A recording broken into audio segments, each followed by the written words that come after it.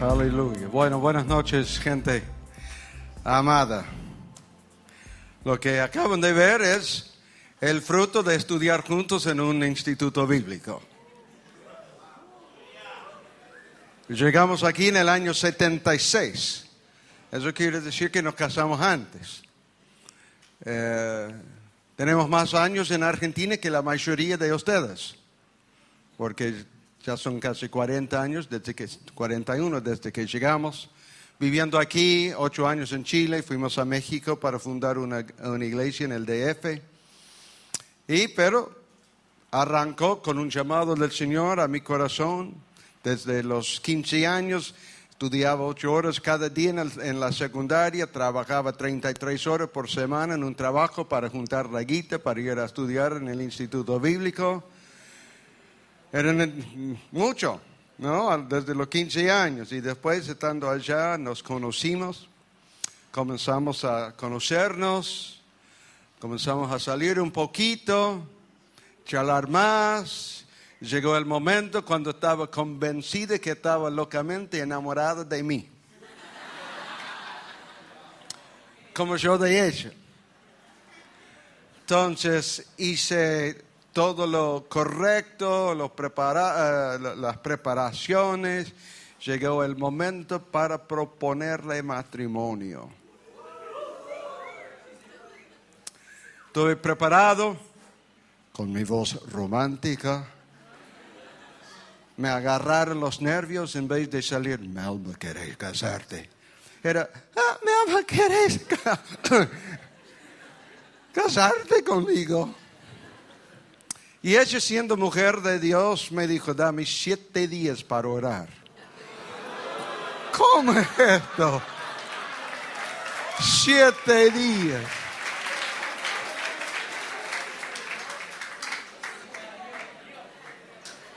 Siendo un hombre valiente, le dijo, te doy hasta mañana. Pero dijo, bueno, 7 días está bien. Ella se juntó con su mejor amiga, fueron a un lugar, un oratorio ahí en el Instituto Bíblico para comenzar a orar. 7 días esperé. Para que ella me dijera, después de la primera noche ya sabía que era del Señor. Hombres, cuidado. Estas mujeres son tramposas a veces. Pero así ya, todos estos años después, podemos mirar atrás y reírnos. Y estamos hablando hoy, en estos días me toca, muchas gracias, enseñar el tema de la ética pastoral, ministerial. Porque tengo muchos amigos, colegas, que entraron conmigo, que ya no están en el ministerio. Amigos del seminario ya divorciados. Amigos del ministerio ya con el Señor, cumpliendo el deber. De lo que sienten del Señor en este tiempo de preparación es solamente el comienzo.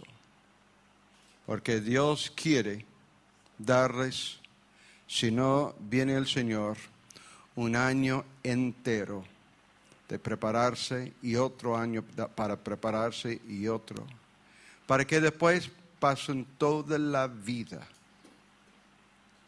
hasta que estén peinando canas, sirviendo al Señor con una integridad intachable. Y así fue el comienzo para nosotros.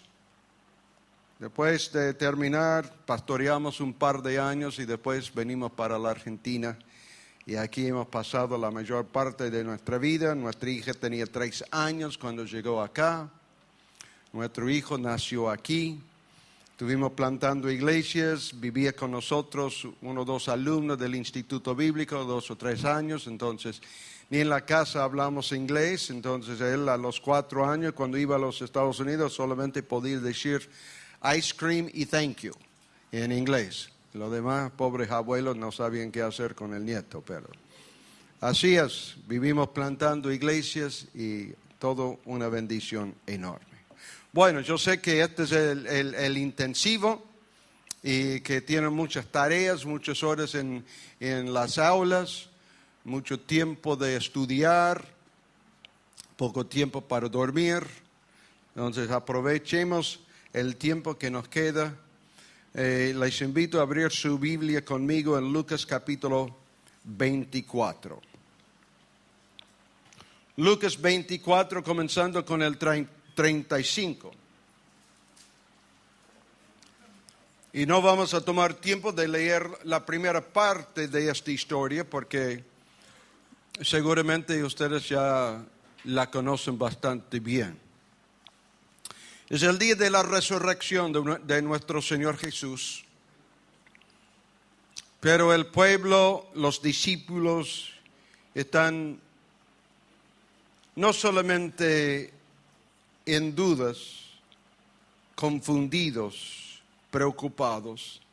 Hay dos de los seguidores de Jesús que llegó la mañana de la resurrección sin ninguna noticia, que ellos al amanecer decidieron pegar el viaje de regreso a sus casas. Dos hombres en el camino yendo a un pueblito llamado Emaús, cuando en ese viaje se encuentran con un hombre que en el viaje les habla, les revela las escrituras, les explica las escrituras.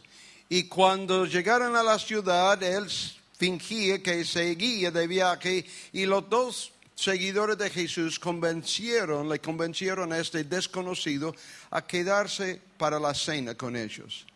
Y este desconocido, al partir el pan y entregárselo a ellos, se dieron cuenta que era Jesús. Y él se fue, desapareció. Estos dos tipos tan impactados y tan contentos, tan llenos del Señor, pegó la vuelta. No sé, debe ser que se fueron corriendo algo porque llegaron esa misma noche a Jerusalén. Y los dos en el 35,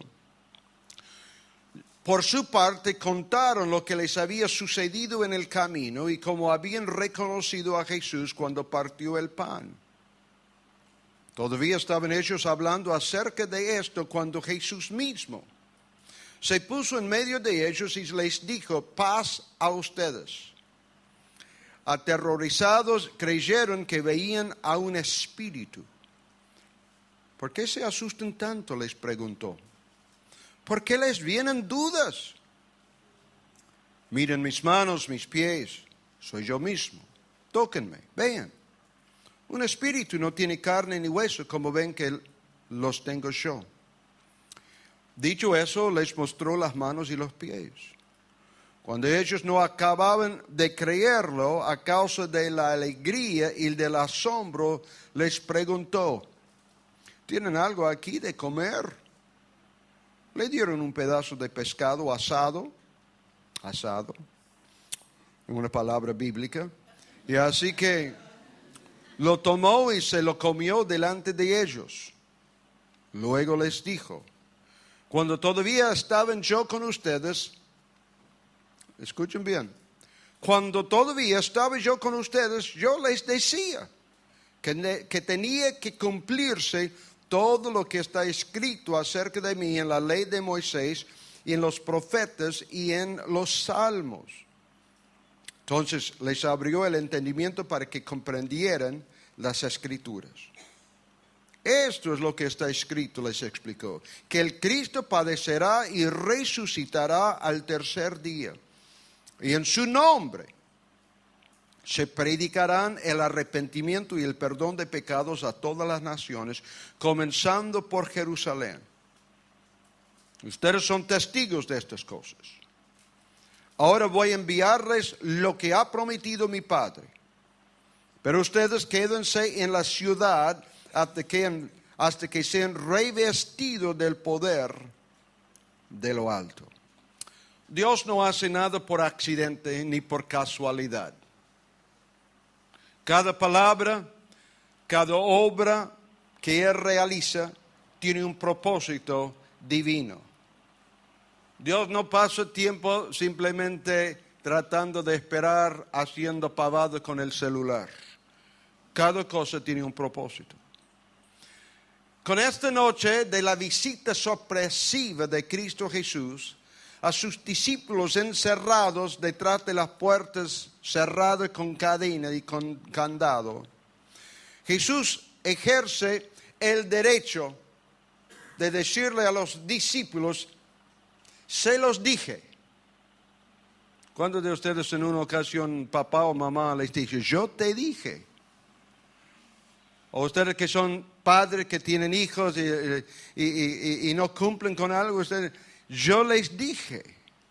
Y en esta noche Jesús se acerca a ellos encerrados, llenos de dudas y de temor, tratando de entender el tema de la muerte.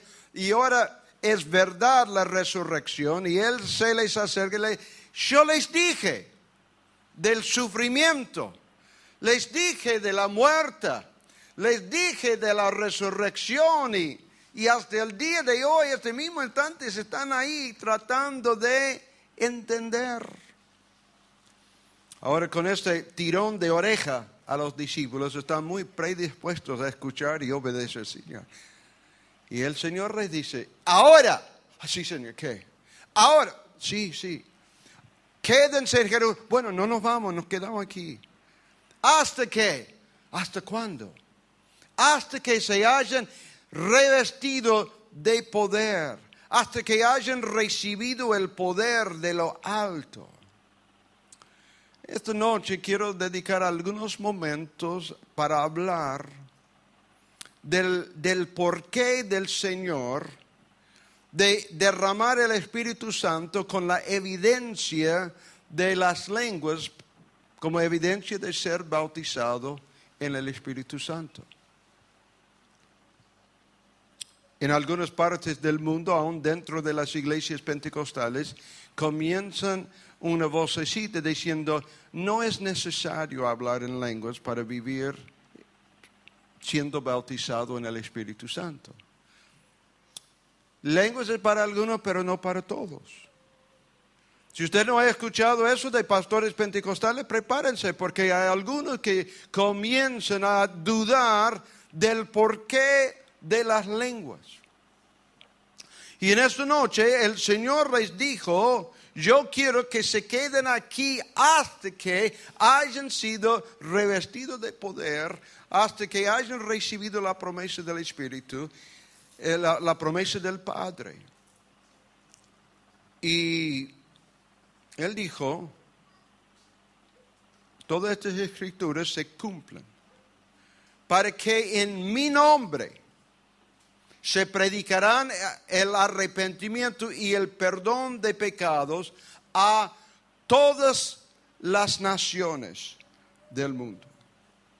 En el día de Pentecostés, esa gran fiesta judía donde llegaron miles de peregrinos de distintos países del mundo, la ciudad de Jerusalén se ha quizás quintuplicado en cuanto a habitantes por todas las personas que llegaron para la fiesta. Y los discípulos en Hechos se quedan. Jesús regresa al cielo y ellos se quedan en el aposento alto orando. Y van con mucha expectativa y se ponen a orar y pasan un día entero. Y por fin se van cansados, porque no pasó nada. El segundo día, llegan con mucho entusiasmo: hoy algo va a suceder. Y se van. Yo con este bostezo mío, ya algunos de ustedes se están bostezando. 4 días, 5 días, 6 días, 7 días y algunos piensan que comenzó esa reunión con los 500 que lo vieron a Jesús después de la resurrección. Y llega el 10º día y son 120. Y están ahí otra vez orando. No saben Nunca han experimentado eso. No saben lo que es el bautismo en el Espíritu Santo. Están simplemente esperando que algo suceda. Y la palabra de Dios es muy clara con él. Y de repente, estaban allá. ¿A qué horas? Hora de guerra.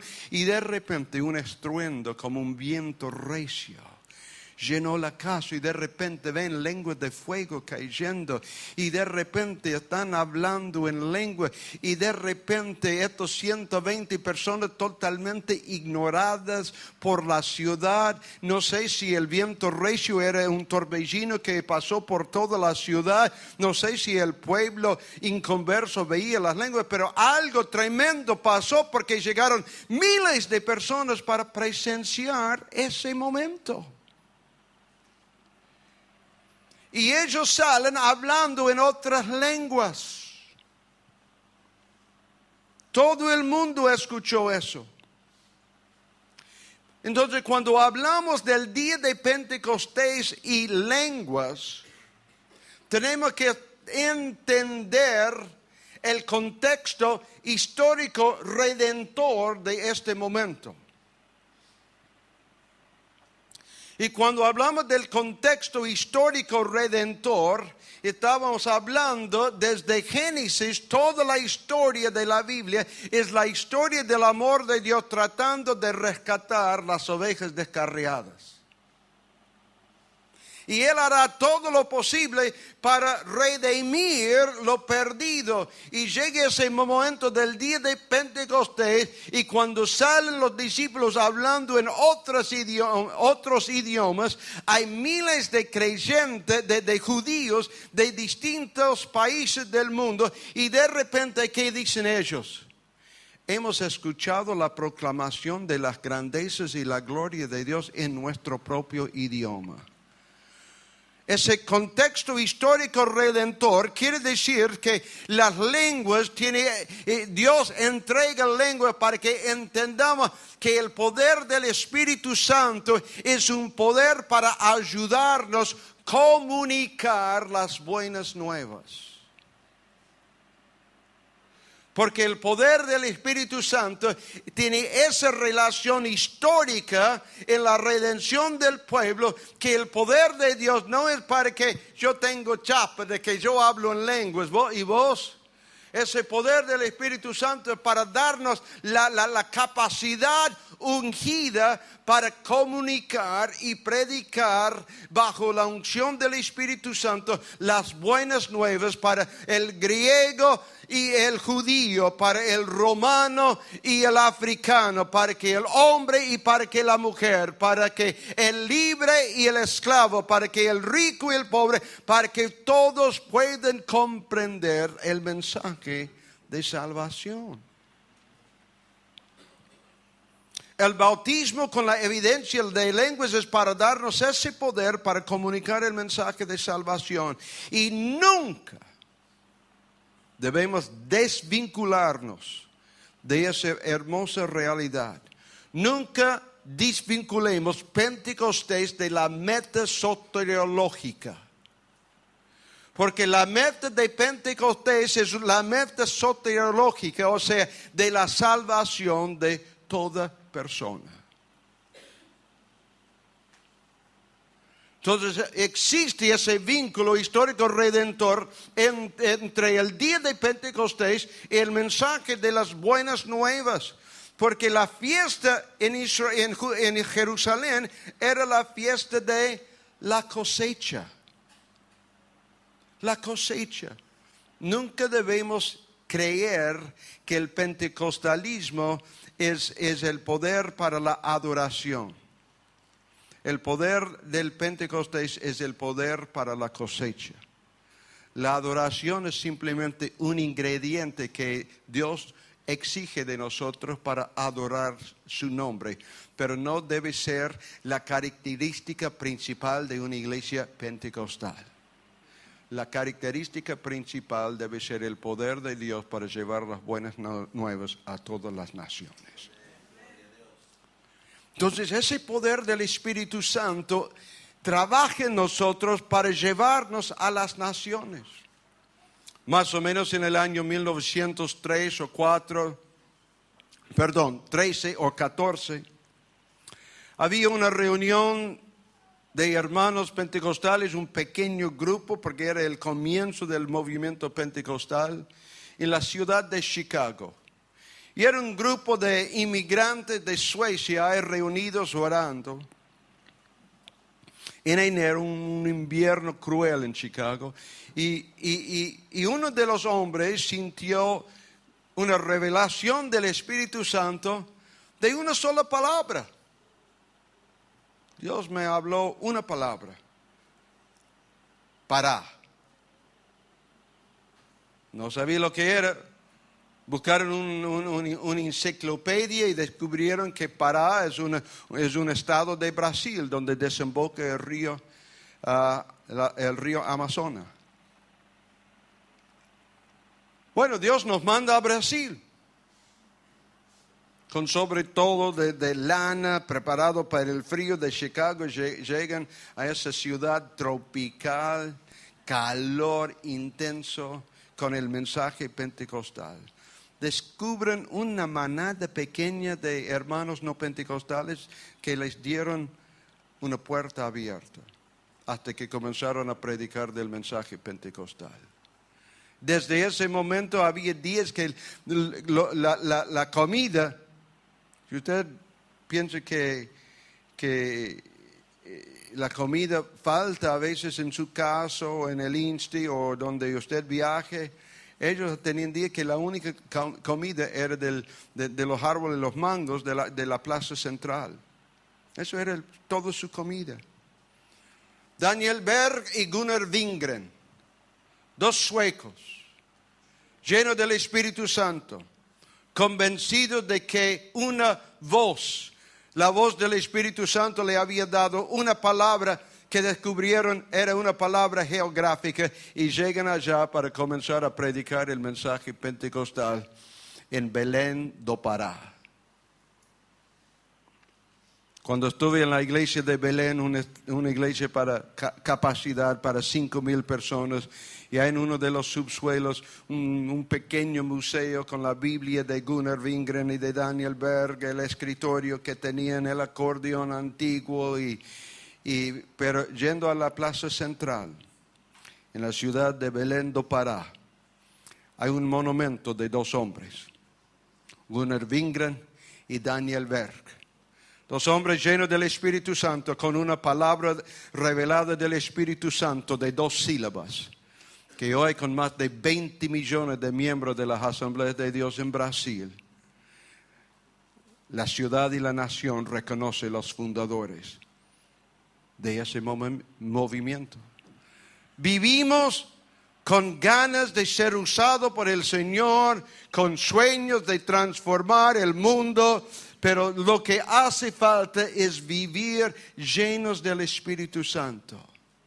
Porque no es con gran conocimiento ni con grandes talentos, sino es con el poder del Espíritu Santo que Dios nos ha preparado para llevar el mensaje de redención a un mundo esclavo. Muchos ya conocen la historia, pero ya es una historia de Argentina con años que puede ser que los jóvenes no saben. En los años 1950, los pastores de Buenos Aires invitaron a un famoso evangelista que había reunido centenares de miles de personas en India y otros países con milagros por toneladas, por decirlo de esta manera. Y cuando él decidió que no pudo venir, mandó un evangelista ayudante, un desconocido. 1953, por nombre Tommy Hicks. Y este hombre venía por barco, no era un jet de un día para el otro, venía haciendo su viaje. En el viaje siente del Espíritu Santo una revelación de una sola palabra: Perón. No sabe si es una ciudad, una provincia, no sabe nada de la Argentina. llega aquí, ahí está el pequeño grupito en años 53 de pastores y 2 o 3 misioneros, el comité para organizar la gran campaña, esperando 1,000 personas. Y llega y dice, Dios me reveló que tengo que ir a Perón, donde es una ciudad no, es el presidente. Bueno, llévame el presidente. No, imposible. Conocen la historia, ¿no? Y llegó y Dios hizo milagros y él vuelve con el permiso para tener un estadio. Un estadio, loco. Y claro, un estadio, la primera noche 1,000 personas.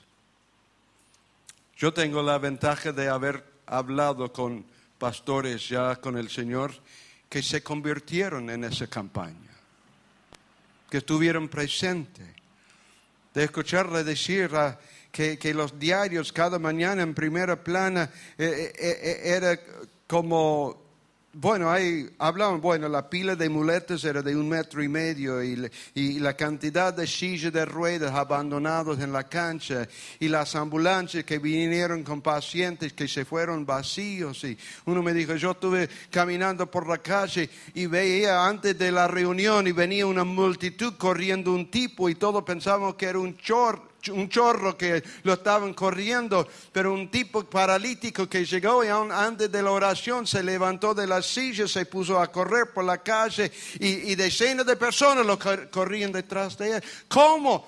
La revelación de una sola palabra por el Espíritu Santo me hace creer que si puedo vivir lleno del Espíritu Santo con una sola palabra, Dios puede revertir la situación más complicada. Por eso cuando hablamos de Pentecostés tenemos que entender el papel, el rol del Espíritu Santo en el mundo, ese propósito de la salvación de todo el mundo. Pero viene el bautismo en el Espíritu Santo, que si usted no ha sido bautizado, yo quiero creer que produce el Señor un hambre de vivir lleno del Espíritu Santo, de ser bautizado esta noche. Y si ha sido bautizado, que vive con la plenitud y la llenura diaria. Porque mi vida está llena de goteros. Y necesito cada día reponer la plenitud del Espíritu Santo en mi vida. Desde el papel del Espíritu Santo en la evangelización del mundo, quiero que veamos rápidamente su rol dentro de la iglesia. La iglesia, el vehículo que Dios eligió, el vehículo que Dios estableció para custodiar la revelación divina y para dirigir la expansión de la iglesia y la expansión del reino de Dios. Por esa razón la promesa del Padre no solamente es poder para comunicar las buenas nuevas, sino también es poder para realizar milagros, para edificar la iglesia de Cristo Jesús. Al leer el libro de los Hechos, Hechos es básicamente una larga lista de grandes milagros, de señales y prodigios. De Pedro y Juan yendo al templo en la puerta hermosa, viendo un mendigo paralítico mendigar y pedir limosnas y simplemente decir en el nombre de Jesús, levántate y anda. En Hechos 9, otro paralítico levantado de su lecho. Hechos 14, en Listra, otro hombre lisiado, paralítico, levantado. Hechos 28, Pablo y la víbora que le muerde. Hechos 5, 8, 16 y 19 revela el poder del Espíritu Santo para liberar endemoniados.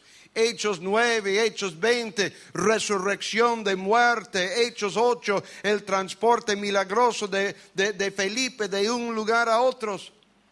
Todo el libro de Hechos revela la dinámica del Espíritu Santo en dones de discernimiento, palabras de ciencia, la guía del Espíritu en nuestras vidas, sueños y visiones.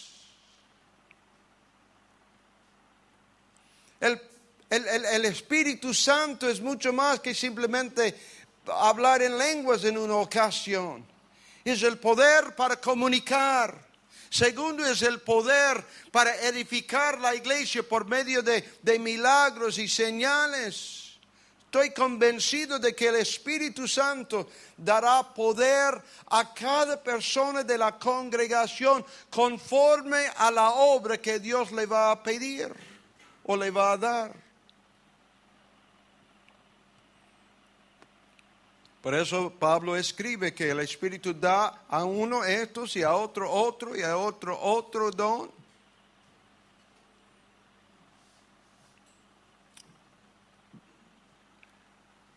Pastores, Dios quiere que todo miembro de la iglesia viva lleno del Espíritu Santo, no solamente para poder desarrollar los ministerios que hace falta dentro de la iglesia, sino lleno del Espíritu Santo para crecer en fruto, para impactar el mundo.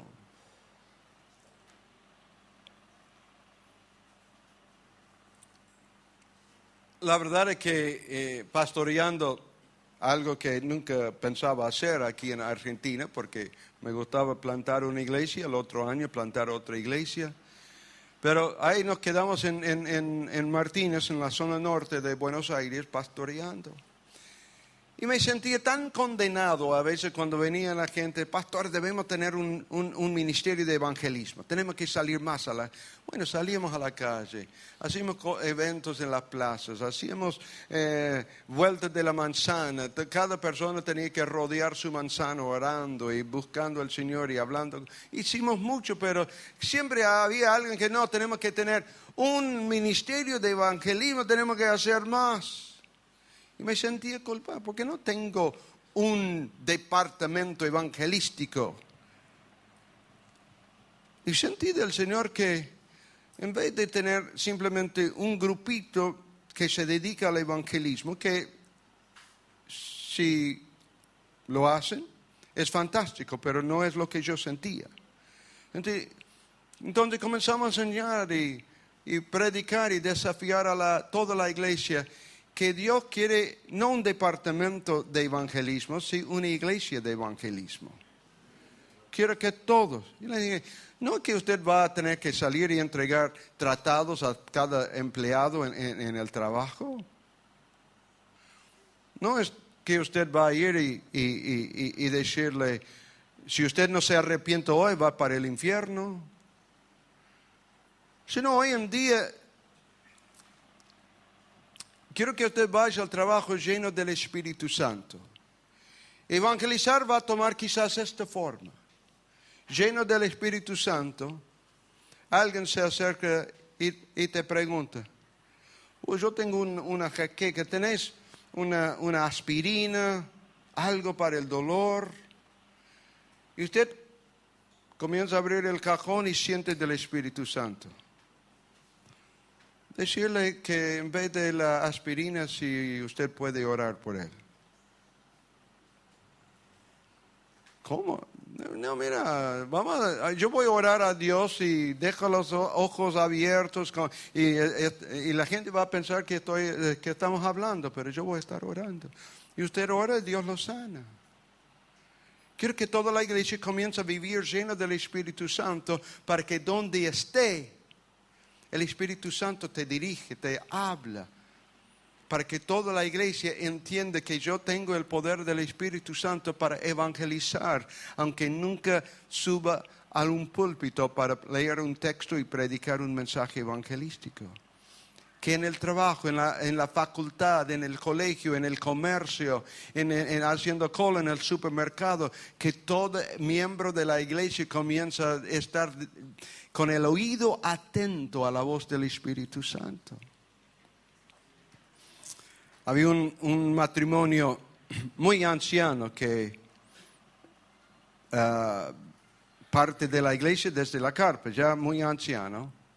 Y la hija de ellos vivían en Arrecifes, que está a 100 kilómetros de la zona norte. Y ellos no manejaban y otro hermano vivía cerca de ellos, y cuando el otro hermano se enteró que ellos querían ir a ver la hija, él dijo, mira, cierro mi negocio, porque él tenía de decoraciones interior de la casa. El viernes dejo a los empleados para cerrar, y el viernes yo los llevo a Arrecifes para que vean la hija. Llegan a Arrecifes y la hija está sirviendo la merienda, pero a la hija dije, perdón que no puedo tomar nada porque tengo una jaqueca impresionante. Y este hermano Julio dijo, ¿por qué no le oro? ¿Me dejo orar por vos? Y yo dije, claro que sí. Y le oró y se sanó instantáneamente. Entonces comenzó a participar de la merienda y ella, mi vecina está muy enferma, la voy a traer. Fue y trajo a la vecina. Este decorador de interiores le ora a la vecina y se sana. Regresan a Buenos Aires y no sé si fue la próxima semana o la otra. Él hace la gauchada de llevar este matrimonio anciano a ver la hija otra vez. Y cuando llegan allá en Arrecifes, ya hay 20 personas en la casa esperando la oración. Y otros milagros. Y hoy hay una iglesia de 100, 150 personas en Arrecifes, pastoreado por el decorador de casas, lleno del Espíritu Santo. Quiero que sepan que Dios quiere usarles para que toda la congregación y para que cada uno de nosotros, llenos del Espíritu Santo, podemos operar milagros y señales para que la gente crea. Y no piensen que tienen que ser personas pastores para hacer eso. Dios quiere que toda la congregación sea llena y viva llena del Espíritu Santo para operar dones, para operar milagros y señales. Había una mujer, Marcela, que nunca había ido a la iglesia, no sabía nada de una iglesia evangélica, pero cuando se enteró que su madre tenía cáncer, fue corriendo a una vecina que era de la iglesia para decirle, por favor, en su iglesia hagan plegarias y recen por mi mamá y todo este tema. Y esta mujer le dijo, bueno, traiga a tu mamá a nuestra célula de mujeres. La trajeron, las mujeres le oraron y Dios la sanó del cáncer. Marcela, que bueno, viene a la iglesia a ver, se convierte. Viene el marido que se llama Marcelo y él se convierte. Pero se convierten. Y Marcelo era el contador de una línea de colectivos de la zona norte. Y en gratitud por lo que Dios está haciendo en su familia, hay en todos los colectivos de la línea de Martínez, él puso un cartel enorme, Centro Familiar Cristiano. Teníamos miles de pesos de propaganda sin pagar un centavo. Y recién me dijeron los pastores que él, siendo uno de los jefes de la empresa, organizó todo porque había un hombre con muchos problemas, un chofer de línea, que nunca le coincidía su día franco para ir a un culto. Entonces él cambió todos los horarios para acomodar este hombre tan necesitado para llegar a la iglesia. Él se convierte la esposa. Ahora los tíos se están convirtiendo, los hermanos se están convirtiendo. ¿Por qué? Porque miembros de la iglesia, líderes de células, personas normales, llenas del Espíritu Santo, comienzan a creer que Dios tiene el poder del Espíritu, no solamente para el propósito soteriológico, sino también para el propósito eclesiástico de edificar su iglesia. Y el Espíritu Santo quiere morar en cada uno de nosotros. El Espíritu Santo, a pesar de que Jesús dijo, el poder es para comunicar a todas las naciones, esta comunicación es uno por uno. Dios por medio del Espíritu Santo, comienza convenciendo al pecador que él necesita perdón, que él necesita reconciliarse. Después, el Espíritu Santo viene a nosotros uno por uno para operar en el tema de la santificación. Pero comienza con la convicción. Estuvimos abriendo una iglesia en un barrio Los Sauces para los cordobeses, un barrio, todas las calles eran de tierra en aquella época. Cuando llevé los planos para hacer fotocopia en el centro de Córdoba, ahí el tipo, barrio Los Sauces. Pero hay hombres allá porque todos eran guerrilleros, comunistas, no hay hombres allá en ese barrio. Así me lo dijo. Y de verdad, en una ocasión, fuimos allá, llegó el invierno, hacíamos campaña todas las noches al aire libre y todo el verano, llegó el invierno y alquilamos un pequeño galpón detrás de una casa. Un galpón que lo había usado como un mecánico, pisos de grava, limpiamos todo, pero durante la campaña se convirtieron varios jóvenes y con ese paso del tiempo, no sé por qué, pero un muchacho se enamora con una chica y llegan a la conclusión que tienen que casarse. Entonces preparamos la primera boda, el primer matrimonio, el casamiento en la iglesia, en el galpón. Frío, los hermanos trajeron plantas del jardín para tratar de disfrazar el galpón como un salón de fiesta, ¿no? Y el vecino de la novia había sido montonero, ateo, comunista, guerrillero, y para el colmo se convirtió en la esposa de él. Entonces, bronca contra la iglesia y doble bronca contra el misionero norteamericano, ¿no? Este yankee me odiaba. Pero vino al casamiento por obligación, era la hija de los vecinos al lado.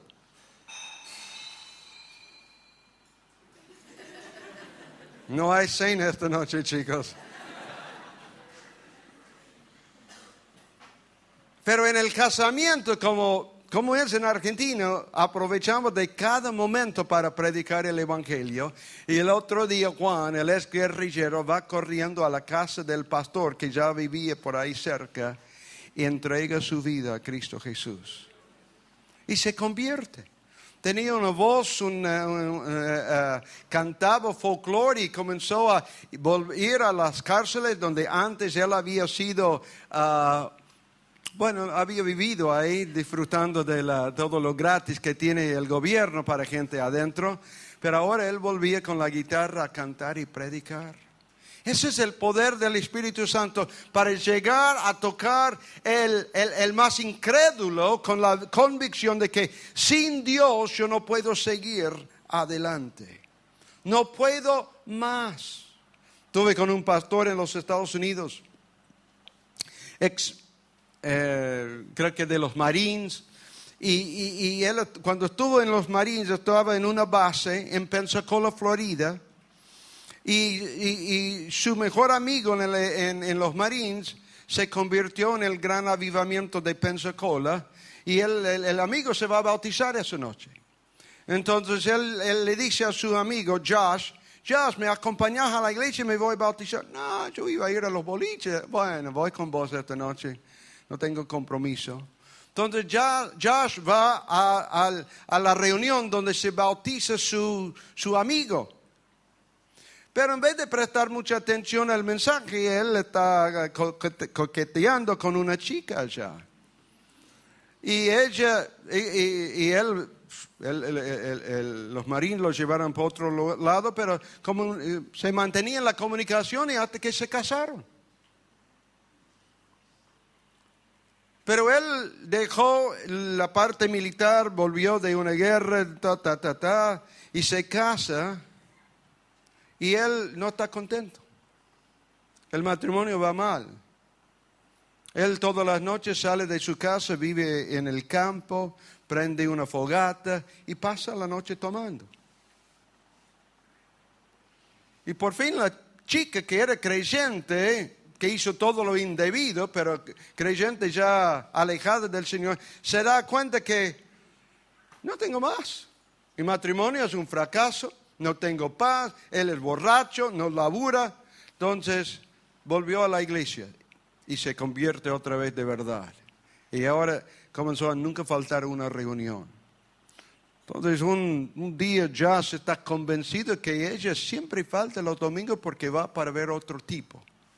Entonces él la sigue y ve que va a la iglesia y él entra y se siente casi en la primera fila con ella, con el olor de alcohol. Y cada vez que predica, con el mensaje, él se enoja más y más y más porque él está... Esta mujer mía le ha contado de mi vida a este pastor. Él sabe todo de mí. La convicción del Espíritu Santo. Y cuando dio la invitación, el pastor ya corrió adelante, se arrodilló, entregó su vida al Señor, terminó el culto al mediodía, a la 1 de la tarde, se va a la iglesia, él dice, pastor, no quiero irme. Se quedó toda la tarde hasta la próxima reunión a las 6 de la tarde orando y buscando al Señor. Dios había transformado su vida. Y comienza un cambio, pero él no tiene trabajo. Entonces, dentro de una semana sucede lo de las Torres Gemelas.